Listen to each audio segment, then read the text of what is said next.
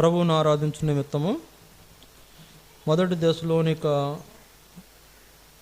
2వ అధ్యాయము 11, 12 వచనాలు మనం చదువుకుంటాం.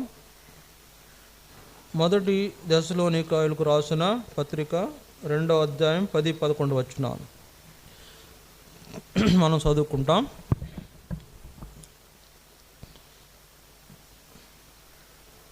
తన రాజ్యమునకును మహిమకును మిమ్మల్ని పిలుస్తున్న దేవునికి తగినట్టుగా మీరు నడుచుకొనవలనని మేము మీలో ప్రతి వానిని హెచ్చరించుచు, ధైర్యపరచుచు, సాక్ష్యమిచ్చుచు, తండ్రి తన బిడ్డల ఎడల నడుచుకున్న రీతిగా మీలో ప్రతి వాని ఎడల మేము నడుచుకుంటామని మీకు తెలియను. ఈ మాటలు గమనించండి. ఈ మాటలను మనం జ్ఞాపకం చేసుకుంటాం. చిన్న ప్రార్థన చేద్దాం. ఈ మాటల ద్వారా దేవుడు మనకు సహాయం చేయనట్లు చిన్న ప్రార్థన చేద్దాం.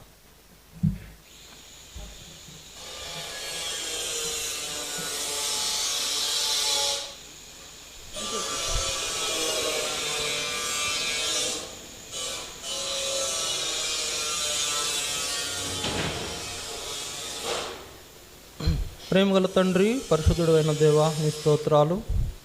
ఈ సమయంలో మరో పర్యాయం నీ పాదాలు చెందుకొస్తున్నాము. మీ కుమారుడు యేసుక్రీస్తు ప్రభు వారి ద్వారా మమ్మల్ని మీరు రక్షించుకొని ఈ గొప్ప కార్యం జరిగించి మమ్మల్ని విమోచించుకున్నారు. మీ పిల్లలుగా మీ భాగంగా మమ్మల్ని చేసుకుంటూ వచ్చారు. స్తోత్రాలు. ఈ ప్రభు దినంలో మీ సన్నిధిలో మమ్మల్ని తీసుకొచ్చారు. మిమ్మల్ని ఆరాధించినట్లు సహాయం చేయండి. వాక్యం ద్వారా మాతో మాట్లాడము, మాకు అనేక విషయాలు తెలియపరచము, మిమ్మల్ని ఆరాధించినట్లు సిద్ధపరచమని. ప్రభువా, మాకు కలుగుతున్న అనేకమైన ఆటంకాలు, ఇబ్బందుల్లో మీరే సహాయం చేసి ఆటంకాల నుండి నడిపించమని కోరు. ఆటంకములను మీరు గద్దించి మీరే మహిమ పొందమని యేసుక్రీస్తు వారి నామమున మిమ్మల్ని స్తుతిస్తూ ప్రార్థించి వేడుకొనుచున్నాము తండ్రి. ఆమేన్.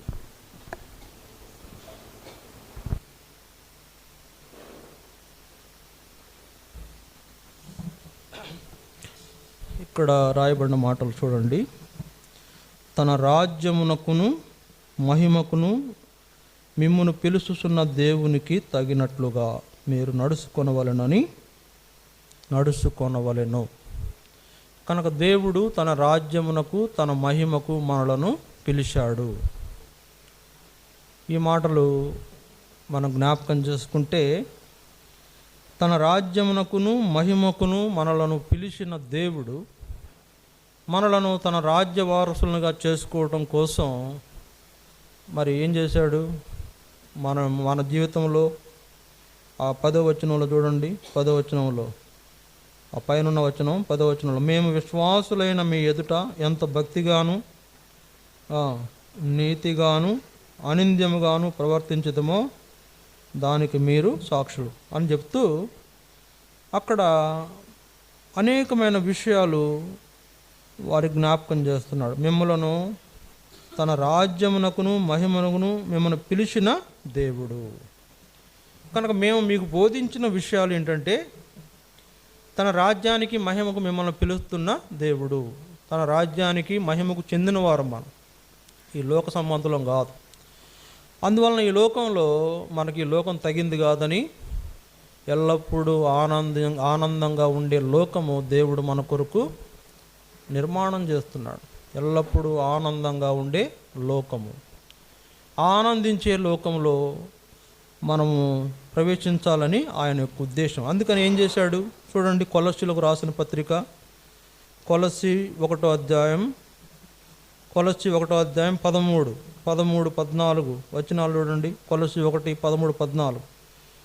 ఆయన మనలను అంధకార సంబంధమైన అధికారం నుండి విడుదల చేసి తాను ప్రేమించిన తన కుమారుని యొక్క రాజ్య నివాసులనుగా చేసెను. ఆ కుమారుని యందు మనకు విమోచనము అనగా పాపక్షమాపణ కలుగుతున్నది. ఇక్కడ మనలను అంధకార సంబంధమైన అధికారము నుండి విడుదల చేసి తాను ప్రేమించిన తన కుమారుని యొక్క రాజ్య నివాసులనుగా చేశాడు. మనము అంధకార సంబంధమైన జీవితం గలవారు. ఒకప్పుడు ఒక రకంగా అంధకార సంబంధమైన మరి అధికారంలో మరి ఉన్న మనలను ఏం చేశాడు? దేవుడు విడుదల చేశాడు. అంధకార సంబంధమైన అధికారం అంటే సాతాను యొక్క అధికారం, లోకములో ఉన్న పాపము యొక్క అధికారం. సాతాను అధికారం చేశాడు, పాపం కూడా మనల్ని ఏం చేసింది? అధికారం చేసింది. పాపం కూడా మన పైన అధికారం చేసింది. ఇప్పుడు ఈ లోక సంబంధమైన లేకపోతే పాప సంబంధమైన చీకటిలో ఉన్న మనలను ఏం చేసినాడు? దేవుడు తన రాజ్య నివాసులనుగా చేశాడు. తన కుమారుని యొక్క రాజ్య నివాసులనుగా చేశాడు. అందుకేమైంది? ఆ కుమారుని యందు మనకు విమోచనము అనగా పాపక్షమాపణ ఇచ్చాడు. యేసు ప్రభు ద్వారా మనల్ని విమోచించి పాపక్షమాపణ ఇచ్చాడు. ఇది ఏం చేశాడు? తన కుమారుని యొక్క రాజ్య నివాసులనుగా చేశాడు. ఇది ప్రాముఖ్యమైన సంగతి. తన రాజ్యమునకు మహిమకు మనల్ని పిలిచిన దేవుడు మన జీవితంలో ఏం చేశాడంట? తన కుమారుని ద్వారా మనకు విమోచన కలుగజేసి, పాపక్షమాపణ కలుగజేసి, మనల్ని తన రాజ్యము యొక్క నివాసులనుగా, తన కుమారుని యొక్క రాజ్య నివాసులనుగా మనలను సిద్ధపరిచిన దేవుడు కనుక తన రాజ్య నివాసులుగా మనలను చేసిన దేవుడు. అందుకేం చేశాడు? అదే కొలస్సీ 2వ అధ్యాయం 13-15 వచనాలు చూడండి. కొలస్సీ 2వ అధ్యాయం 13-15. మరియు అపరాధముల వలనను శరీరమందు సున్నతి పొందక ఉండుట వలనను మీరు మృతులై ఉండగా దేవుడు వ్రాతరూపకమైన ఆజ్ఞ వలన మన మీద రుణముగాను మనకు విరోధముగాను ఉండిన పత్రమును మేకులతో సిలువకు కొట్టి దాని మీద చేవ్రాతను తుడిసివేసి మనకు అడ్డం లేకుండా దానిని ఎత్తివేసి మన అపరాధములన్నిటినీ క్షమించి ఆయనతో కూడా మిమ్మల్ని జీవింపజేసెను. ఈ మాటలు గమనించండి. ఏం చేసినాడంట? మన మీద రుణముగాను మనకు విరోధంగాను ఉన్న పత్రాన్ని ఏం చేశాడు?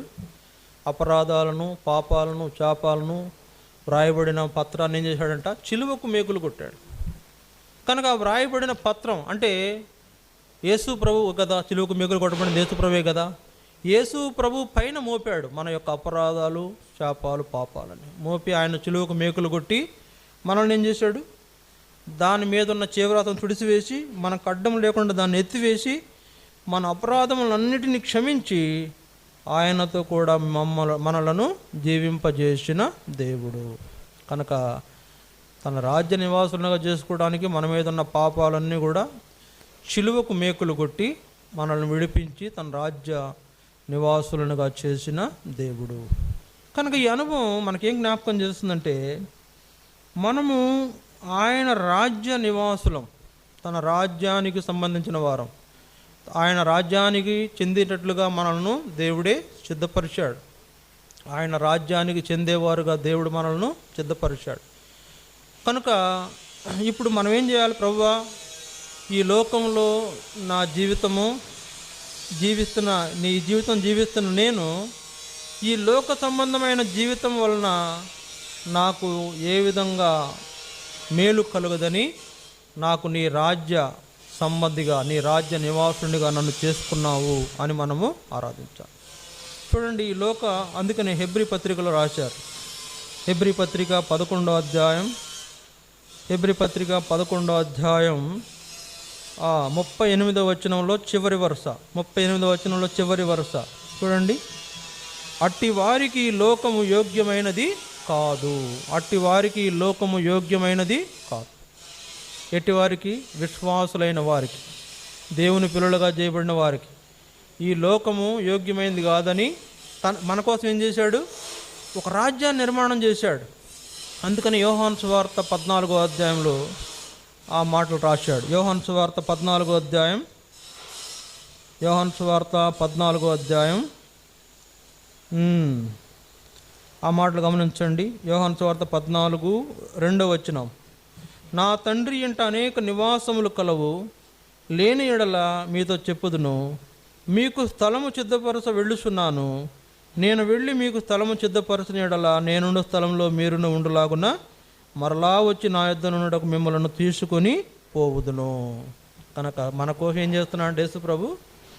ఏం చేస్తున్నాడు? ఈ లోకం మనకు తగింది కాదని మన కొరకు ఒక లోకాన్ని నిర్మాణం చేసి అక్కడ మనం ఉండడానికి మనల్ని తీసుకువెళ్తానని మాట ఇస్తున్న యేసు ప్రభు. కాబట్టి మనం ఈ లోక సంబంధులం కాదు, రాజ్య సంబంధులం కాదు. ఈ యొక్క లోకం మనకు తగింది కాదు. అందుకే మన కొరకు ఒక లోకాన్ని నిర్మాణం చేశాడు. ఈ లోకంలో ఎన్నో బాధలు, ఎన్నో చింతలు, ఎన్నో అనారోగ్యాలు, ఎన్నో రకాల సమస్యలు. సరే, లోకంలో సాతాను వలన సమస్య, తర్వాత లోకపరమైనటువంటి దురాశల వలన సమస్య, లోకస్తుల వలన సమస్య, లోకస్తుల వల్ల ద్వేషం, ఇవన్నీ కూడా మనకు తగినవి కాదని ఆయన యొక్క ఉద్దేశం. అందుకే ఇదంతా గందరగోళంగా ఉంది, ఇక్కడ నా ప్రజలు ఉండలేరని మన కొరకు ఒక లోకాన్ని నిర్మాణం చేశాడు దేవుడు. అక్కడ నెమ్మదిగా ఉండే చోటు, ఎల్లప్పుడూ ఆనందంగా గడిపే చోటు, ఎల్లప్పుడూ మహిమలో నివసించే ఆ గొప్ప అనుభవంలో మనల్ని తీసుకువెళ్ళాలని దేవుడు ఏం చేశాడు? తన కుమారుని చిలువకు మేకులు కొట్టి మనల్ని ఆ యొక్క అపరాధాలను విడిపించి తన కుమారుని రాజ్య వారసులుగా చేశాడు. చీకటిలో నుండి ఆశ్చర్యకరమైన వెలుగులోకి మనల్ని పిలిచాడు. ఈ లోకంలో ఉన్న మనలను ఆశ్చర్యకరమైన తన రాజ్యమునకు పిలిచాడు, తన వెలుగులోనికి పిలిచాడు. అందుకు మనం ఆరాధించాలి. చూసారా, తన యొక్క రాజ్య నివాసులుగా చేసిన దేవుడిని మనం ఆరాధించకుండా ఎట్లా ఉండగలుగుతాం? మనల్ని తన రాజ్య నివాసులుగా చేసుకోవడం కోసం యేసు ప్రభువుని ఆయన పంపించి చిలువకు మేకులు కొట్టించి మన మీద ఉన్న ఆ యొక్క రుణపత్రాన్ని చిలువకు మేకులు కొట్టి మనల్ని విడిపించి ఆయనతో కూడా జీవింపజేసి ఆయనతో కూడా నివసించినట్లు ఆయన రాజ్యానికి మనల్ని తీసుకువెళ్ళనయున్న దేవుడు. కనుక తన రాజ్య నివాసులుగా మనల్ని చేసి తన రాజ్యానికి మనలను మరి సిద్ధపరిచిన దేవుడు. ఎందుకు మనం ఆరాధించాలంటే, అయ్యా మేము ఈ లోకంలో ఎన్నో రకాల బాధలు పడుతూ ఉన్నాము, మా పాపాల చేత అపరాధాల చేత నశించిపోతున్న వారంగా ఉన్నాము. అయితే మీరు మమ్మల్ని యేసు ప్రభువుని పంపించి ఆయన ద్వారా కలువరి చిలువ కార్యం జరిగించి మమ్మల్ని విడిపించి మమ్మల్ని ఈ లోకంలో మేము జీవించలేమని, ఈ లోకం మాకు బాగోలేదని మా కొరకు గొప్ప లోకాన్ని నిర్మాణం చేసిన దేవుడు అయ్యా, అందుకు నిన్ను ఆరాధిస్తున్నాం అని మనం ప్రభువుని ఆరాధిస్తాం. దయచేసి మోకరించండి, వాక్యాన్ని ఆధారం చేసుకుని మనం ప్రభువుని ఆరాధిస్తాం. ఒకరి తర్వాత ఒకరు ఆరాధించండి.